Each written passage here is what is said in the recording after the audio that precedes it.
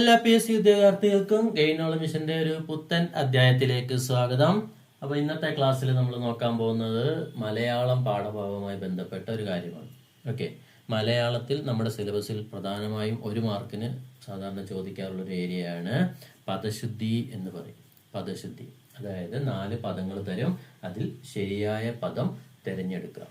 Okay, പലപ്പോഴും നമുക്ക് ഈ പദങ്ങളൊക്കെ കാണുമ്പോൾ നമ്മൾ വിചാരിക്കും ശരിയാണ് എന്ന തോന്നൽ പലതും അങ്ങോട്ട് കറകുത്തി കൊടുക്കും. പക്ഷേ അങ്ങനെയല്ല, മിക്കവാറും നമ്മൾ ഉദ്ദേശിക്കുന്നതായിരിക്കത്തില്ല അതിലെ ശരിയായ പദം. ഓക്കെ, അങ്ങനെ വരുന്ന ഒരു 10 പദങ്ങളാണ് നമ്മൾ ഇന്ന് പരിചയപ്പെടാൻ പോകുന്നത്. ഓക്കെ, മുൻകാലങ്ങളിൽ ചോദിച്ചിട്ടുള്ളതും സ്ഥിരമായി ചോദിച്ചു കാണാറുള്ളതുമായ ചില പദങ്ങളും നമ്മൾ തെറ്റിക്കാറുള്ളതുമായ ചില പദങ്ങളാണ് ഇന്നത്തെ ക്ലാസ്സിൽ ഉൾപ്പെടുത്തി പറയുന്നത്. ഓക്കെ, ആദ്യവും അവസാനവും 4 ഓപ്ഷൻസ് വെച്ചിട്ടുള്ളൊരു ചോദ്യ രീതിയിൽ നമ്മൾ തരും. അതിനിടയിലുള്ള ബാക്കി 8 എണ്ണം ശരിയോ തെറ്റോ എന്നുള്ളത് നിങ്ങൾ നോക്കിയിട്ട് അത് പറയാം. ഓക്കെ, അപ്പോൾ ഇത് കേൾക്കുന്നതിന് മുമ്പ് ഒരു കാര്യം ചെയ്യുക, ഒരു പേപ്പറോ ബുക്കോ എടുത്ത് വെക്കുക. വെച്ചിട്ട് ഓരോന്ന് കാണുമ്പോഴും അതിലെ ശരിയായ പദം നിങ്ങളുടെ പേപ്പറിലേക്ക് എഴുതുക. എന്നിട്ട് ഓരോന്നും ശരിയോ തെറ്റോ നിങ്ങൾ നോക്കിയിട്ട് അതനുസരിച്ച് ഇവാലുവേറ്റ് ചെയ്യുക. അത് കഴിഞ്ഞ് ഈ വീഡിയോ കണ്ടതിന് ശേഷം നിങ്ങൾക്ക് കിട്ടിയ മാർക്ക് കമൻറ്റ് ബോക്സിൽ എൻ്റർ ചെയ്യാം. ഓക്കെ, നോക്കാം എത്ര പേര് 10ൽ 10 വാങ്ങിക്കുന്നുണ്ടെന്ന് നമുക്ക് നോക്കാം. ഓക്കെ, അപ്പോൾ അതിലേക്ക് പോകുന്നതിന് മുമ്പ് ഒരു കാര്യം, നമ്മുടെ ഈ ചാനൽ ആരെങ്കിലും സബ്സ്ക്രൈബ് ചെയ്യാത്തവരുണ്ടെങ്കിൽ തീർച്ചയായും സബ്സ്ക്രൈബ് ചെയ്തിരിക്കുക. നമ്മുടെ ഈ പരീക്ഷകൾക്ക് വേണ്ടിയിട്ടുള്ള ക്ലാസ്സുകൾ ചെറിയ ചെറിയ ക്ലാസ്സുകളായിട്ടാണ് നമ്മൾ തരുന്നത്. ഓരോന്നും 10-15 മിനിറ്റ് ഒക്കെ ഉണ്ടാകാറുള്ളൂ. അപ്പോൾ ഈ ക്ലാസ്സുകൾ ഇങ്ങനെ പുരോഗമിച്ചുകൊണ്ടിരിക്കുകയാണ്. അതിൽ ഇന്ന് നമ്മൾ മലയാളം പാഠഭാഗത്തിലേക്ക് കിടക്കുകയാണ്. അപ്പം തുടർന്ന് നിങ്ങൾക്ക് അങ്ങോട്ട് സ്ഥിരമായിട്ട് വീഡിയോകളൊക്കെ കിട്ടാൻ വേണ്ടിയിട്ട് നമ്മുടെ ചാനൽ എല്ലാവരും സബ്സ്ക്രൈബ് ചെയ്യും. ഓക്കെ, അപ്പോൾ ഇന്നത്തെ നമ്മുടെ ക്ലാസ്സിലേക്ക് കിടക്കാം. ഇന്ന് നമ്മൾ മലയാളത്തിലെ പദശുദ്ധി എന്ന് പറയുന്ന ഭാഗമാണ് നോക്കുന്നത്. അപ്പോൾ ആദ്യം നമുക്കൊരു ക്വസ്റ്റ്യൻ നോക്കാം. തന്നിരിക്കുന്നവയിൽ ശരിയായ പദം തിരഞ്ഞെടുക്കുക.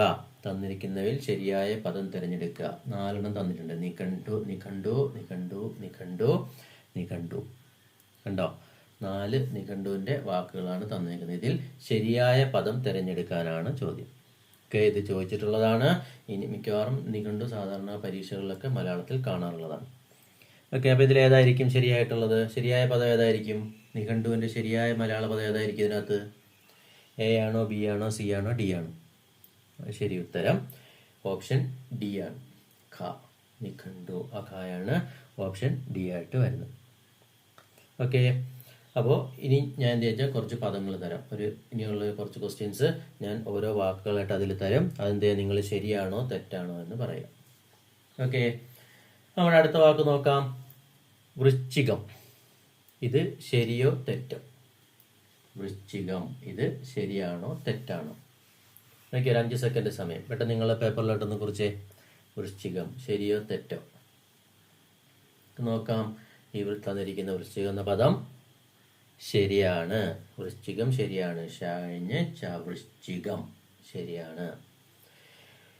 ഇനി ഇതേപോലെ വരുന്ന മറ്റൊരു പദം നോക്കാം. അത് നിങ്ങൾ ശരിയാണോ തെറ്റാണോ എന്ന് പറഞ്ഞേ.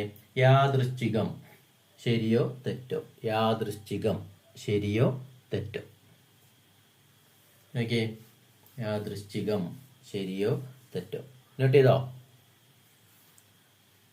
നോക്കിയേ, യാദൃശ്ചികം തന്നിരിക്കുന്ന പദം തെറ്റാണ്. ശരിയായ പദമാണ് താഴെ തന്നിരിക്കുന്നത് യാദൃച്ഛികം. യാദൃച്ഛികമാണ് ശരിയായ പദം. നേരത്തെ വൃശ്ചികത്തിൽ വൃശ്ചികം എന്നായിരുന്നു പറയുന്നത്. യാദൃച്ഛികം എന്നപ്പോൾ യാദൃച്ഛികമല്ല, യാദൃച്ഛികമാണ് കേട്ടോ. യാദൃച്ഛികം. ഇനി മറ്റൊരു പദം നോക്കാം. ജ്യേഷ്ഠൻ. ഇത് ശരിയോ തെറ്റോ? ജ്യേഷ്ഠൻ. ഇതൊക്കെ പലർക്കും തെറ്റാൻ സാധ്യതയുള്ള വാക്കുകളൊക്കെയാണ്. ഓക്കെ, ജ്യേഷ്ഠൻ ശരിയോ തെറ്റോ? കുറിച്ചോ? ഉത്തരം പറയട്ടെ. ജ്യേഷ്ഠൻ നമ്മുടെ തന്നേക്കുന്ന പദം തെറ്റാണ്. ശരിയായ പദം ജ്യേഷ്ഠൻ. ജ്യേഷ്ഠൻ, ജ്യേഷ്ഠനാണ് ശരിയായ പദം. നോക്കി, ഇനി അടുത്തത് പലവ്യഞ്ജനം. ഉണ്ടോ? പലവ്യഞ്ജനം തന്നേക്കുന്ന പദം ശരിയോ തെറ്റോ? പലവ്യഞ്ജനം നമ്മൾ സാധാരണ പലരും എഴുതി തെറ്റിക്കാറുള്ളൊരു പദമാണ് പലവ്യഞ്ജനം. ശരിയോ തെറ്റോ? നോക്കിയേ, പലവ്യഞ്ജനം തന്നേക്കുന്ന പദം തെറ്റാണ്. പലവ്യഞ്ജനമാണ് ശരിയായിട്ടുള്ള പദം. ഞാ കഴിഞ്ഞിട്ട് ജാ വരണം. കണ്ടോ, പലവ്യഞ്ജനം അതാണ് ശരിയായ പദം. അടുത്ത് നോക്കിയേ, അധപ്പതനം ശരിയോ തെറ്റോ? അധപ്പതനം ശരിയോ തെറ്റോ? പെട്ടെന്ന് കുറിച്ചേ. അധപ്പതനം ശരിയാണോ തെറ്റാണോ? നമുക്ക് നോക്കാം. അധപതനം എന്ന് തന്നേക്കുന്ന വാക്ക് തെറ്റാണ്. അധപതനം, കണ്ടോ? അധപതനം, അതാണ് ശരിയായ വാക്ക്. ഇത് പരീക്ഷയ്ക്ക് ചോദിക്കാൻ സാധ്യതയുള്ള ഒരു വാക്കാണ് അധപതനം. കണ്ടോ? ശരിയായി എഴുതുന്നത് ഇങ്ങനെയാണ്, അധപതനം. നോക്കിയേ, ഇനി അടുത്തൊരു വാക്ക് പീഡനം. ശരിയോ തെറ്റോ? പീഡനം ശരിയോ തെറ്റോ? തന്നിരിക്കുന്ന പീഡനം എന്ന വാക്ക് ശരിയാണോ? നമ്മൾ സ്ഥിരം പത്രത്തിലൊക്കെ ഇപ്പൊ കാണാറുള്ള ഒരു വാക്കാണല്ലേ പീഡനം. ശരിയോ തെറ്റോ? നോക്കിയേ, പീഡനത്തിന് ഇടാ, കണ്ടോ? പീഡനം, അതാണ് ശരിയായ പദം. നമുക്ക് തന്നേക്കുന്ന ഇടാ തെറ്റായ പദമാണ് പീഡനം. പീഡനം, അതാണ് ശരിയായ പദം. നോക്കിയ അടുത്തൊരു പദം ഉപദേഷ്ടാവ്. ഉപദേഷ്ടാവ്, ഇതൊക്കെ നമ്മൾ സാധാരണ ഉപയോഗിക്കാറുള്ള വാക്കുകളാണ്. ഉപദേഷ്ടാവ് ശരിയോ തെറ്റോ? നോട്ട് ചെയ്തോ? തന്നേക്കുന്ന ഉപദേഷ്ടാവ് എന്ന് പറയുന്ന പദം ശരിയാണ്.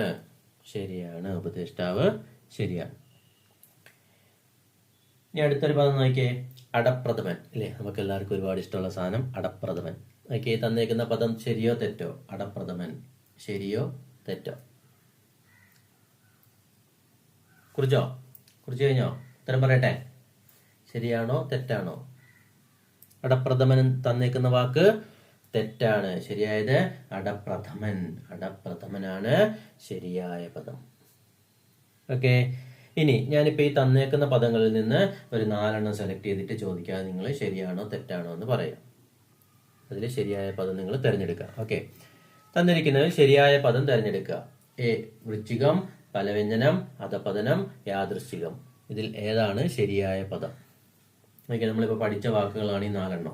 വൃശ്ചികം, പലവ്യഞ്ജനം, അധപതനം, യാദൃശ്ചികം. ഇതിലേതായിരിക്കും ശരിയായ പദം?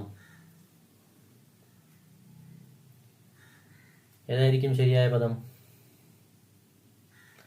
പലവ്യഞ്ജനം. ബി, പലവ്യഞ്ജനമാണ് ശരിയായ പദം. ബാക്കിയെല്ലാം തെറ്റാണ്. വൃശ്ചികമല്ല, വൃശ്ചികമാണ്. യാദൃശ്ചികമല്ല, യാദൃശ്ചികമാണ്. അധപതനമല്ല, അധപതനമാണ്. ഓക്കെ, അപ്പോൾ ഇത്രയാണ് നമ്മുടെ പദശുദ്ധി എന്ന ഭാഗത്ത് നമ്മൾ ഇന്ന് നോക്കുന്നത്. നമുക്ക് കുറേശ്ശെ വാക്കുകളായിട്ട് പഠിച്ചാൽ മതി. ഒരുപാടായിട്ട് നമുക്ക് കൺഫ്യൂഷൻ ആക്കേണ്ട. കാരണം ഇങ്ങനെയൊക്കെ നമ്മൾ എഴുതി പഠിക്കുമ്പോൾ ഒരുപാട് നമുക്ക് തെറ്റുകളൊക്കെ സംഭവിക്കാൻ സാധ്യത. അതുകൊണ്ട് ഒരുപാട് നമ്മൾ തലയിൽ കയറ്റി വെക്കേണ്ട. കുറേശ്ശെ ആയിട്ട് പഠിച്ചാൽ മതി. ഇനിയും ഇതിൻ്റെ ഒരുപാട് എപ്പിസോഡുകൾ വരുന്നുണ്ട്. ഇത് നമ്മുടെ ഒരു തുടക്കം മാത്രം. ഓക്കെ, അപ്പോൾ നമ്മളിന്ന് മലയാളം പാഠഭാഗത്തിൽ പദശുദ്ധിയാണ് നോക്കിയത്. അപ്പോൾ ഈ 10 വാക്കുകളും നിങ്ങളൊരു പേപ്പറിൽ എഴുതി പഠിക്കുക. എന്നിട്ട് എന്ത് ചെയ്യേണ്ടതെന്ന് വെച്ച് കഴിഞ്ഞാൽ, നമ്മൾ പണ്ട് സ്കൂളുകളിലൊക്കെ പഠിക്കുമ്പോൾ നമുക്ക് ഇമ്പോസിഷൻ കിട്ടാറില്ലേ? ഒരു വാക്ക് തെറ്റുമ്പോൾ സാറ് പറയത്തില്ലേ 10 തവണ എഴുതി 25 തവണ. 10, 25 നിങ്ങൾക്ക് എത്ര തവണ തോന്നുന്നോ അത്രയും തവണ എന്ത് ചെയ്യുക, ഈ വാക്കുകളൊന്ന് പേപ്പറിൽ എഴുതി പഠിക്കുക. മേളിൽ ഇല്ല, ഈ കൊച്ചു കുട്ടികൾക്കൊക്കെ നമ്മൾ നേഴ്സറിലൊക്കെ എഴുതി കൊടുക്കാറില്ലേ? അതേപോലെ മേളിൽ 4 ഒരു ബുക്ക് എടുക്കുക, 4 പദങ്ങൾ എഴുതിയിട്ട് അതിന് താഴോട്ട് എന്ത് ചെയ്യുക, അത് എഴുതി ഒന്ന് പഠിച്ചൊന്ന് ശ്രമിച്ച് നോക്കാം. അങ്ങനെ ആകുമ്പോഴത്തേക്ക് നമ്മുടെ ഈ പദങ്ങൾ തെറ്റാതെ നമുക്ക് കിട്ടും. ഇല്ലെങ്കിൽ നമ്മൾ ഈ ജസ്റ്റ് കണ്ടുകെട്ട് പോയി കഴിഞ്ഞാൽ നമ്മൾ പരീക്ഷയ്ക്ക് എത്തുമ്പോൾ എന്തായാലും മിക്കവാറും തെറ്റിക്കുകയും ചെയ്യും. അപ്പം നമുക്ക് അതാണോ ഇതാണോ എന്നൊക്കെ പറഞ്ഞിട്ട് ഈ 4 ഓപ്ഷനിലൊക്കെ ഒരേപോലെയൊക്കെ വരുമ്പോഴത്തേക്ക് ഇപ്പം നമ്മൾ നിഘണ്ടുവിനെ തന്നെ കണ്ടില്ലേ, ഇങ്ങനെ വരുമ്പോഴത്തേക്ക് നമുക്ക് കൺഫ്യൂഷൻ ഒരുപാട് വരും. അത് ഒഴിവാക്കാൻ വേണ്ടിയിട്ടുള്ള വഴിയാണ് നമ്മൾ കൃത്യമായിട്ട് എഴുതി പഠിക്കുക. നമ്മൾ ഇംഗ്ലീഷിൽ അങ്ങനെയല്ലേ, സ്പെല്ലിങ് 10 തൊട്ട് എഴുതി പഠിച്ചു കഴിഞ്ഞാൽ നമുക്ക് ആ സ്പെല്ലിങ് മറക്കത്തില്ല. അതുപോലെ പറഞ്ഞ് നമ്മൾ എഴുതി പഠിക്കുമ്പോൾ എന്ത് ചെയ്യാം, നമ്മൾ മറക്കത്തില്ല. അതേപോലെ കൃത്യമായിട്ട് എല്ലാവരും എഴുതി പഠിക്കാം. ഓക്കെ, അപ്പോൾ നമുക്ക് ഇനി മറ്റൊരു ക്ലാസ്സിൽ കാണാം. Thank you.